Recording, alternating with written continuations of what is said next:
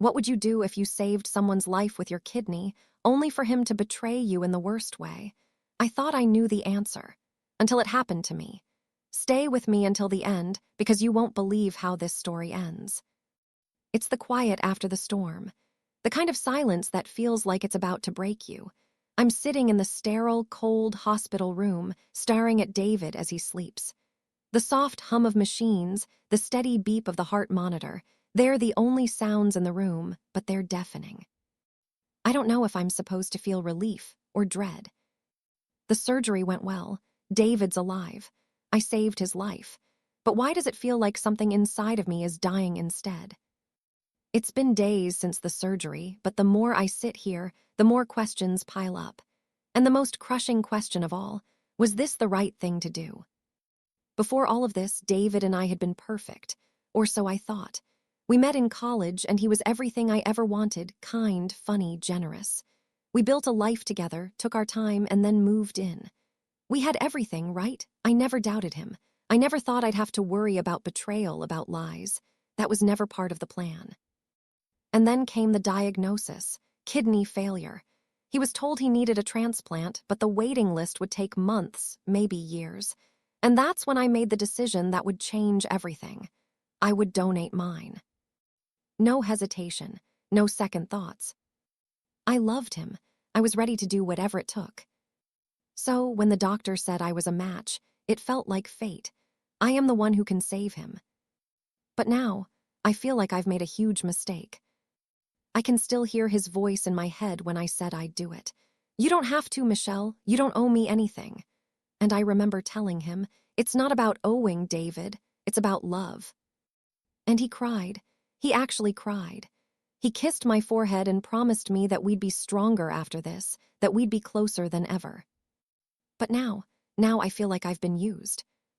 He stirs slightly, his eyelids flickering. I reach out and take his hand. I want to feel the warmth of his fingers, the connection we once had, but all I feel is cold. The guilt, the unease, the nagging thought that something's wrong, something I can't quite put my finger on. David's eyes finally open, and he smiles at me weakly. I owe you everything, Michelle, he whispers, his voice rough from the anesthesia. I look at him, trying to hide the frustration bubbling inside me. I want to say something, anything to break the tension, but I can't. The truth is, I'm not sure who I'm talking to anymore. The man who loved me, or the stranger who's been hiding behind this mask. You don't owe me anything, I say, but the words feel hollow.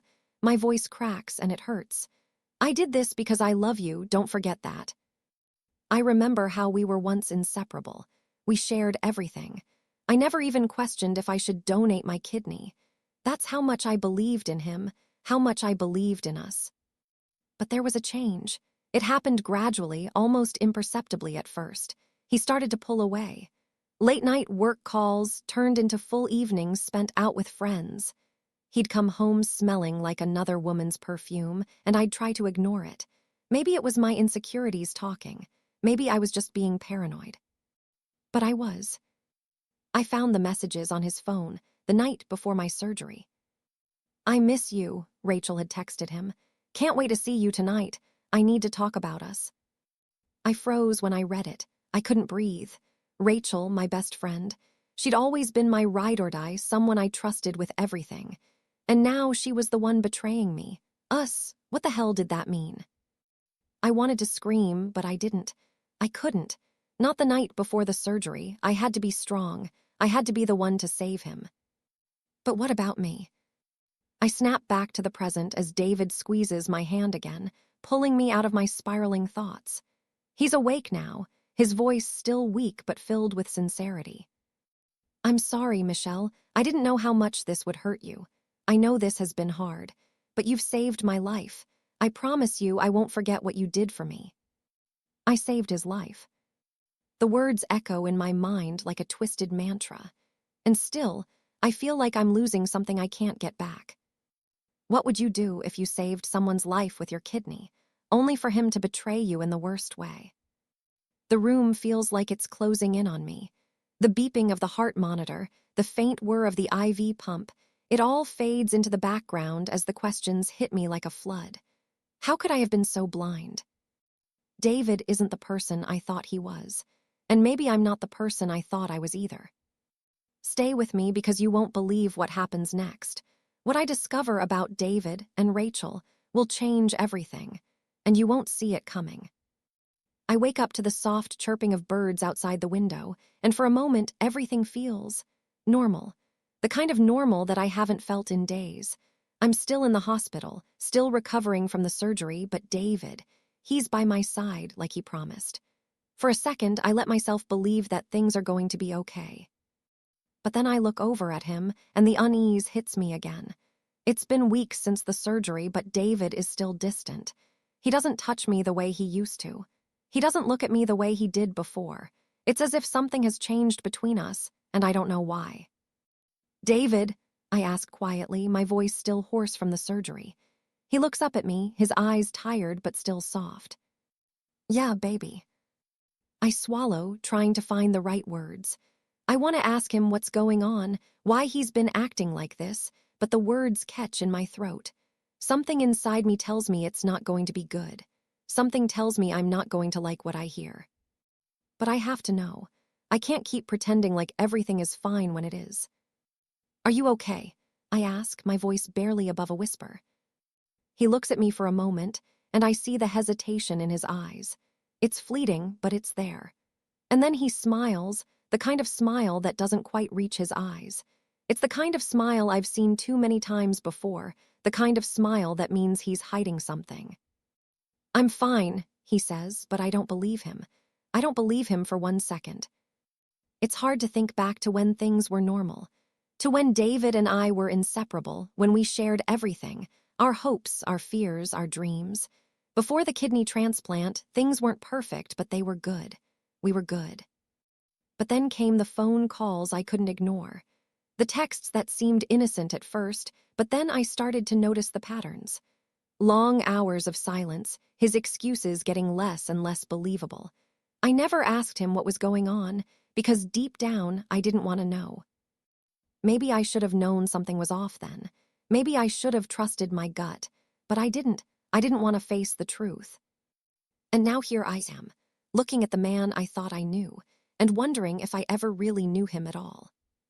The days blur together, and I try to push aside the nagging feeling in the back of my mind. I focus on getting better, on healing, on being there for David, the man I love. But with each passing day, that feeling grows stronger. He's not the same, and neither am I. One night, after I'm finally home and recovering, I can't take it anymore. The quiet tension between us is unbearable. David's gone again, off on one of his errands, and I'm left alone in the apartment, staring at the walls that used to feel like home. I tell myself I'm just being paranoid, that maybe I'm just overthinking things because of the surgery, but I can't ignore it. Something's wrong, and I'm not going to wait around any longer to find out what. It happens by accident, like everything does in life. I'm sitting at the kitchen table, scrolling through my phone when David's phone buzzes on the counter. It's a message from Rachel, my best friend. The name on the screen makes my stomach twist. Hey babe, I'll be over in 20. Just wanna make sure everything's ready for tonight. Can't wait to see you. The words hit me like a punch to the gut. I don't know what's worse, the message itself or the realization that David and Rachel have been more than just friends. I feel like the ground beneath me is crumbling. Without thinking, I grab his phone and unlock it. I scroll through their conversation, back and forth, texts full of inside jokes, flirtations, and sweet words that were never meant for me. I never thought I'd feel this way again. You make me feel alive, reads one message from Rachel. My hands tremble as I read. My heart is pounding in my chest, and I can't breathe. I feel like I'm suffocating in this moment of betrayal. The truth is right there in front of me, in black and white, and I feel like I'm drowning in it. David walks in just as I'm holding his phone in my hand. He doesn't know I've seen the messages yet. He doesn't know that I know, but I can't keep it in anymore. I stand up, shaking, holding the phone out to him. What is this? I ask, my voice trembling with anger. What is this, David? He freezes, his face going pale as he looks at the phone. I can see the panic in his eyes. He knows I've found out. He knows it's over. But instead of apologizing, instead of showing any remorse, he just stares at me, his expression cold. "Michelle, it's not what you think," he says, his voice flat. It's just a mistake." I can't believe what I'm hearing. "A mistake," I repeat, my voice growing louder. "A mistake. You've been lying to me for months, David. You've been cheating on me with my best friend David." David doesn't say anything. He just stands there, avoiding my gaze. I can feel my heart shattering, piece by piece. The man I loved, the man I sacrificed everything for, has betrayed me in the worst way possible. He takes a deep breath, as if preparing himself for something hard to say. And then he looks at me, really looks at me, and says something that stops my heart in its tracks. "I never asked you to donate your kidney. I don't owe you anything, Michelle. What would you do if you were in my shoes? Have you subscribed yet? Don't miss what's coming next." I can't sleep. I haven't been able to sleep since I found out the truth about David and Rachel. Every time I close my eyes, all I see is their faces, together, laughing, whispering sweet words that should have been mine. It's haunting. It's like my heart is locked in a cage, and every beat feels like a scream. What would you do if you were in my shoes? I can hear Rachel's voice in my head, even though I haven't spoken to her in days. "I never thought I'd feel this way again. You make me feel alive." The words replay in my mind, each time cutting deeper. I spent years with David, shared my life with him, my kidney, my love, my everything. And for what? To be betrayed in the worst way possible. The anger rises in me like a storm. I've been hurt. I've been lied to. I've been used. And now I'm not going to let it slide. What do you think is going to happen next? I know I have to confront them. I can't sit back and let them think they can get away with this. But as I sit on the edge of my bed, my phone in my hand, I wonder if I'm being too harsh. I pull up Rachel's contact and hesitate for a moment. I'm shaking, my thumb hovering over the keyboard, torn between wanting to tear her down with every word and wanting to just ask her why would she do this to me? But then I realize I'm wasting time. I don't need answers from them. I don't need closure from someone who doesn't care about me. It's time to take control. I won't let them win. Have you ever been betrayed by someone close to you? I text Tom, a friend of mine who's been there through all the mess with David. He's always been a quiet presence, someone who never judged me, no matter what. I need his advice now. "Tom, I'm thinking about doing something about this. Something big. Something that'll make them feel the way I do. But I don't want to go too far. What do you think?" He replies almost immediately. "I think you've been holding back too long, Michelle. They need to feel your pain. You deserve to get something back. Don't just sit there letting them walk all over you." It's exactly what I needed to hear. I've been holding it in for too long, trying to keep my cool, thinking that maybe I should just walk away. But now I realize walking away would mean letting them get away with it. And I can't do that. Not anymore. The next day, I decide to visit David.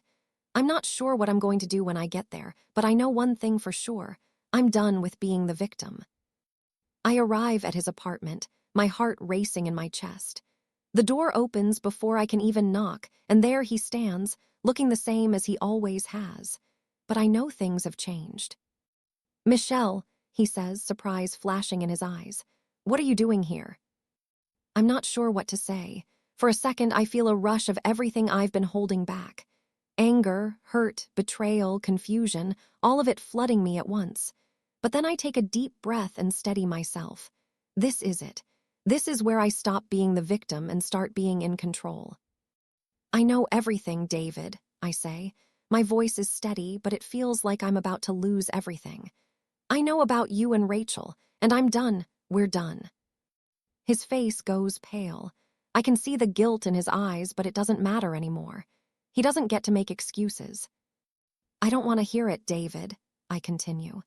"I'm not here to make you feel better. I'm here to make you feel what I felt. You and Rachel, you're going to pay for what you've done." He opens his mouth, probably to defend himself. But I stop him. "I'm done listening to your lies. I've given enough. You think you can take advantage of me? You can't, and you won't." I leave his apartment with a plan forming in my head. I don't know exactly what it will look like yet, but one thing is certain. This isn't over. Not by a long shot. I won't let them think they can just walk away from this unscathed. Where are you watching from? I'd love to hear your thoughts. I can feel the weight of my decision pressing down on me, but I also feel something else, empowerment. For the first time in a long time, I feel like I have control over my life. I've stopped letting them dictate my happiness. But there's still more to do. I need to make sure David and Rachel feel every bit of the pain they've caused me. I don't know how yet, but I'll figure it out. I'll make them understand the consequences of betraying me. I sit in my car, staring at the steering wheel, my hands clenched tight. Tom's words echo in my head. They need to feel your pain. He's right. It's time to show them what it means to hurt someone who gave everything for them. I don't care how it happens, but this is the beginning of something I can't take back. What do you think will happen when I get my revenge? I've made up my mind. I'm no longer the girl who lets people walk all over her. No longer the girl who sacrifices for others and expects nothing in return. If anything, I've learned that sometimes the world isn't kind to those who give too much. And that's why I'm going to take back control. I'm going to make David and Rachel feel the consequences of what they've done. The betrayal, the lies, they're not going to get away with it. But even with all the fire burning inside me, I know I have to play this carefully. It's been a few days since I confronted David. Things between us are, well, there's nothing between us anymore. He hasn't called, he hasn't texted. But somehow that silence feels louder than all the arguments we had. It's deafening. I haven't heard from Rachel either, which, frankly, I'm thankful for. I don't know how I would have handled another one of her half-hearted apologies. The texts she sent, those sweet words, those promises of being there for me, they feel like a cruel joke now. Like they were just words to manipulate me, to make me feel like she cared when she didn't. The pain is still there, lingering under the surface, but I'm not going to let it control me. Not anymore. I meet up with Tom at a local cafe. He's been one of the few people who's consistently had my back, and I know he's been waiting for me to make a move. He doesn't say anything when I sit down. He just watches me, waiting for me to speak first. I've been thinking a lot about this, I say, my fingers nervously tapping the coffee cup in front of me. I'm done being the victim.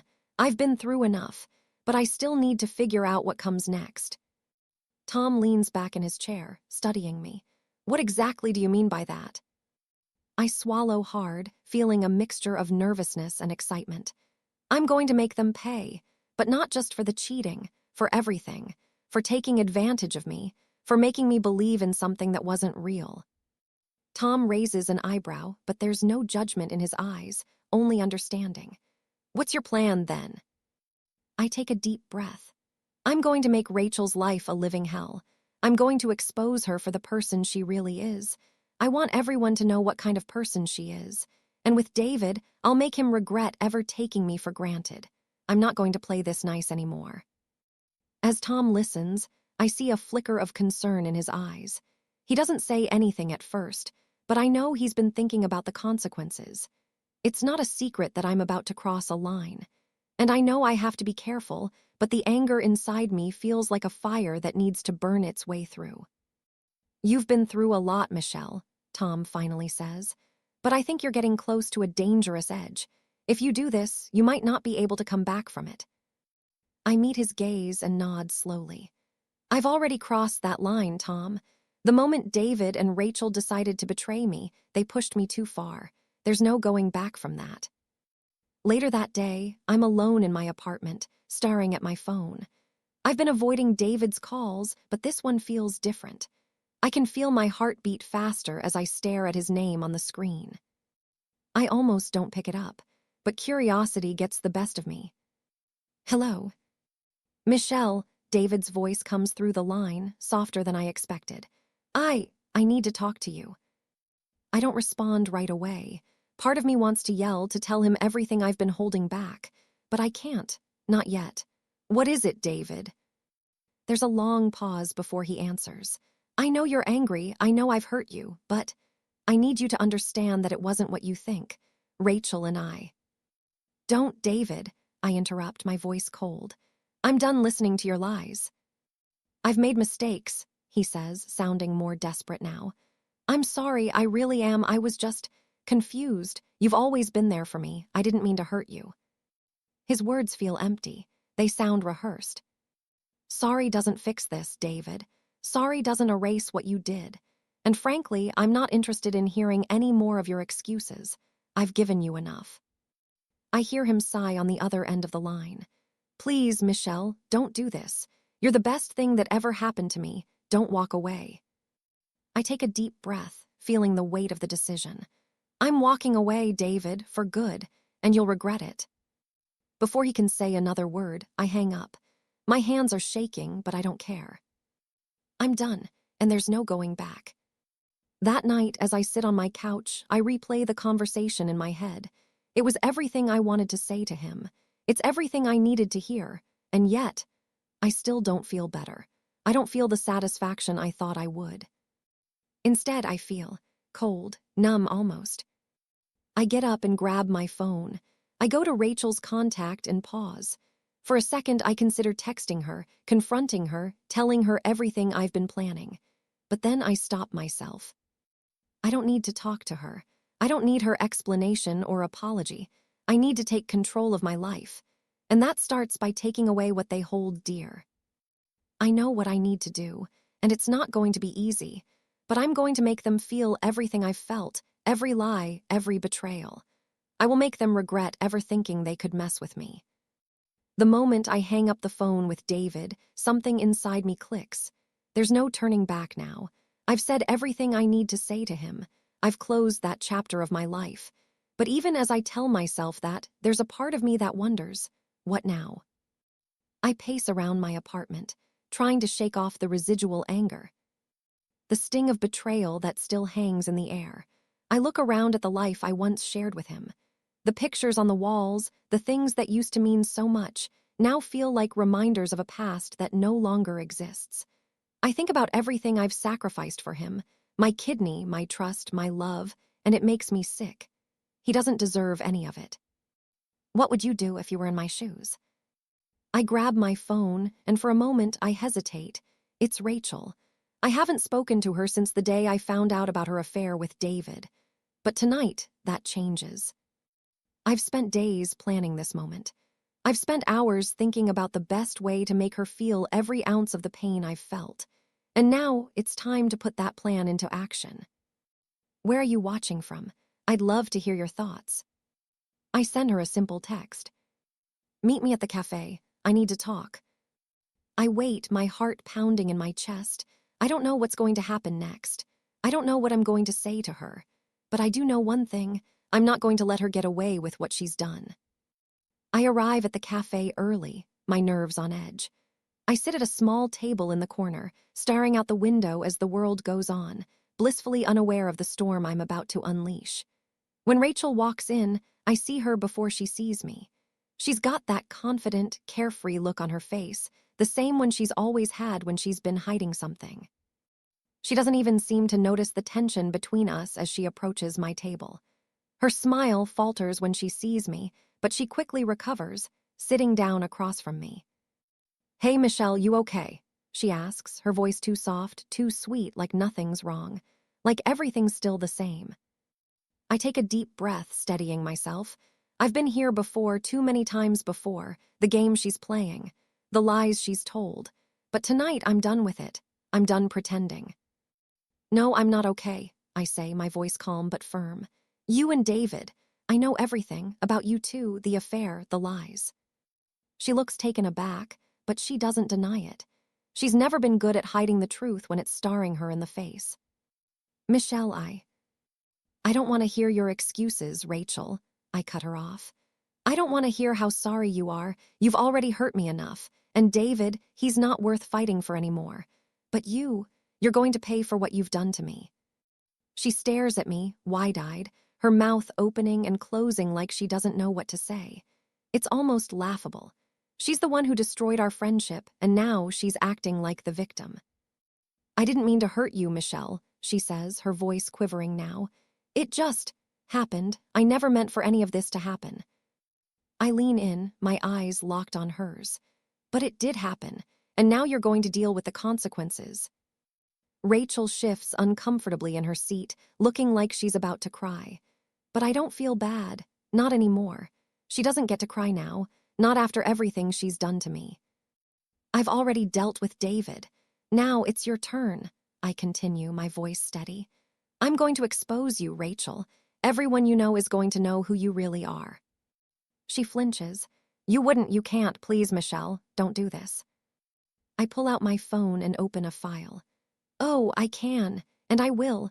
I have all the proof I need to show everyone just how far you've gone. The texts, the photos, you name it. You're going to lose everything. Her face pales, and she tries to grab my phone, but I pull it away. Don't even think about it, I warn her. This is your wake-up call, Rachel. I'm done being the person you walk all over. The power I feel right now is intoxicating. For the first time in a long time, I feel in control of my own life. I'm not the victim anymore. I'm the one calling the shots. I trusted you, I say, my voice low but filled with finality. You were supposed to be my best friend, and now you're just another person I have to let go. I stand up, the weight of the moment settling in. I've done it. I've said everything I needed to say to Rachel.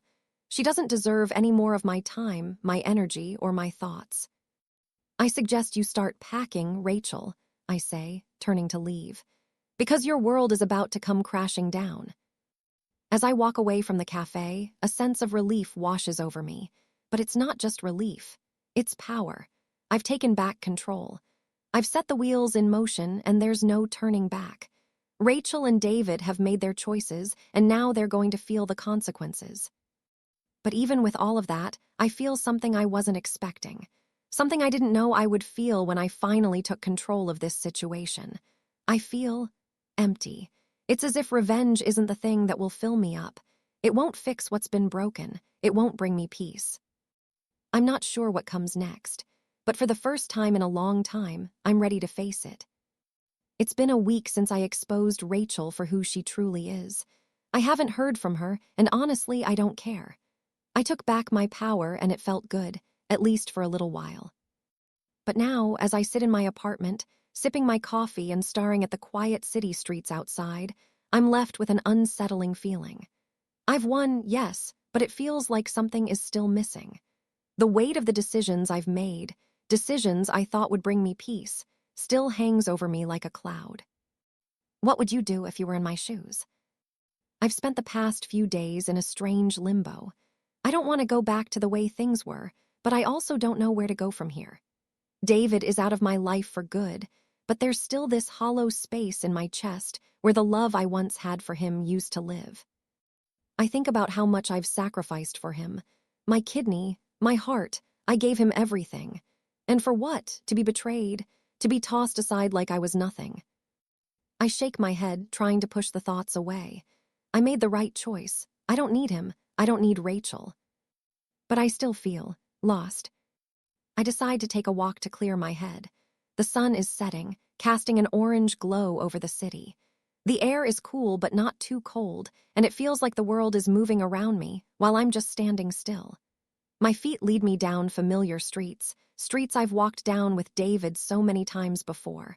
But today, everything feels different. These streets are mine now. I stop at a small park and sit on a bench, taking in the view. For the first time in days, I feel the weight lifting off my shoulders. The revenge, the confrontation, it's all behind me. I don't need to carry it with me anymore. I pull out my phone just to check in on the world, and I see a message. It's from Tom. I've been thinking about you. I know you're going through a lot right now. You've handled everything so well. Just remember you're not alone. I smile at the message. Tom, been my rock through all of this. Maybe it's time to let someone in again.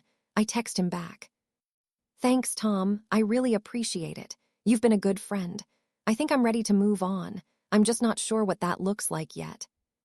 I set my phone down and close my eyes for a moment, just breathing in the cool air, letting it fill my lungs. I don't have all the answers. I don't know what the future holds. But I know one thing for sure. I'm not going to let this define me. The pain, the betrayal, it doesn't define me. I do. Later that night, As I'm sitting in my apartment, I get another message. This time, it's from David. I hesitate before opening it. I don't want to hear anything he has to say. But then again, I know I need closure. I need to know that I made the right choice. I read the message. I know I don't deserve your forgiveness, but I'm sorry. I hurt you in ways I can't undo. I never meant to lose you, Michelle. You were everything to me. Please understand that. I don't know what I expected, but this wasn't it. I read his words over and over, but they don't move me the way they used to. His apologies feel empty now. Too little, too late. I set my phone down with a sigh, feeling something inside me shift. The anger is gone. The betrayal is still there, but it doesn't consume me anymore. I don't need his apology. I don't need his closure. I need my own. The next morning, I decide to do something for myself. Something that has nothing to do with revenge, nothing to do with David or Rachel. I'm going to take control of my own happiness on my own terms.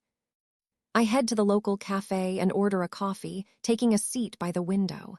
The place is bustling, but it's quiet enough for me to think. As I sip my drink, I pull out my journal. I haven't written in it in weeks, maybe months, but now feels like the right time. I write, "Do you want to watch the end of this story? If yes, type yes with capital letter in the comment, then I will post the shocking end of this story. Thanks for watching. Remember to subscribe and watch other of our videos.